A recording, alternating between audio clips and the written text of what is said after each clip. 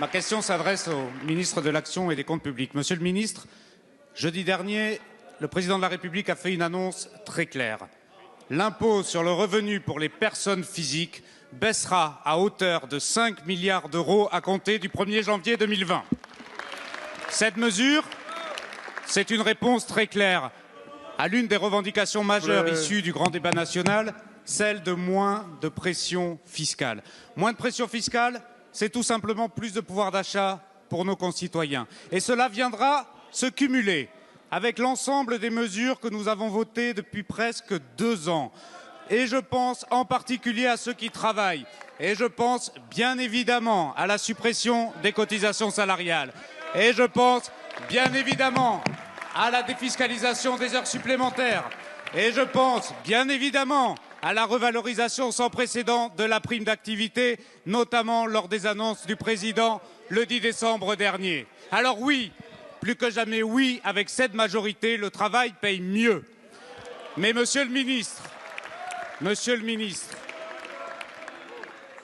revoir l'impôt sur le revenu et sa progressivité répond aussi à une autre revendication majeure du grand débat national, celle de plus de justice fiscale. Alors, Monsieur le ministre, pouvez-vous nous préciser à la fois le calendrier et les modalités opérationnelles de la baisse de cet impôt?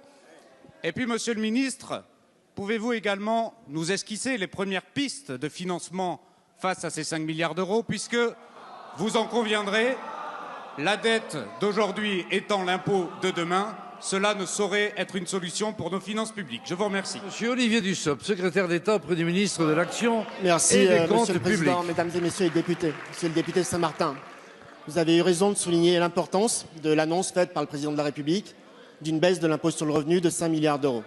C'est une baisse qui est conséquente, le Premier ministre l'a rappelé tout à l'heure. La recette liée à l'impôt sur le revenu est supérieure à 70 milliards et donc on peut noter combien cette diminution d'impôt est substantielle et nous voulons qu'elle soit bénéfique aux classes moyennes et qu'elle permette à celles et ceux qui travaillent de mieux gagner leur vie, de payer moins d'impôts et ainsi de gagner du pouvoir d'achat. Dès le mois de juin, le Premier ministre et l'ensemble du gouvernement pourront faire un certain nombre de propositions sur la manière dont cette baisse pourrait être appliquée.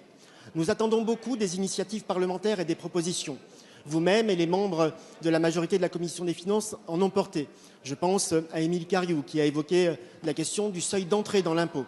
Je pense au député Dirks qui a évoqué aussi les pistes possibles techniquement de baisse des impôts. Toutes ces hypothèses seront examinées et nous ferons en sorte, à l'occasion du débat d'orientation sur les finances publiques du mois de juillet 2019, d'intégrer les propositions des parlementaires.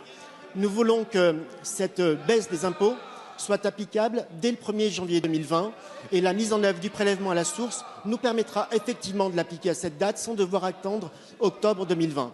Comment allons-nous financer cette baisse des impôts sur le revenu des Français? À la fois par des économies sur la dépense publique, c'est la marque de fabrique de ce gouvernement, et puis en révisant, en revoyant un certain nombre de niches fiscales qui aujourd'hui bénéficient aux entreprises. Il est hors de question de toucher à ce qui fait la compétitivité comme le CICE. Il est hors de question de toucher aux niches qui permettent aux ménages de gagner en pouvoir d'achat ou d'avoir recours à du personnel à domicile. Mais nous savons que sur les presque 40 milliards d'euros de niches profitant aux entreprises, nous pouvons trouver là des marges pour financer cette baisse d'impôts. Il y a un travail conséquent qui est à faire, conséquent pour réussir cette baisse d'impôts dans de bonnes conditions. Et vous avez eu raison, monsieur le député, de préciser qu'elle s'ajoute à déjà plus de 20 milliards de baisse d'euros des impôts payés par l'ensemble des Français.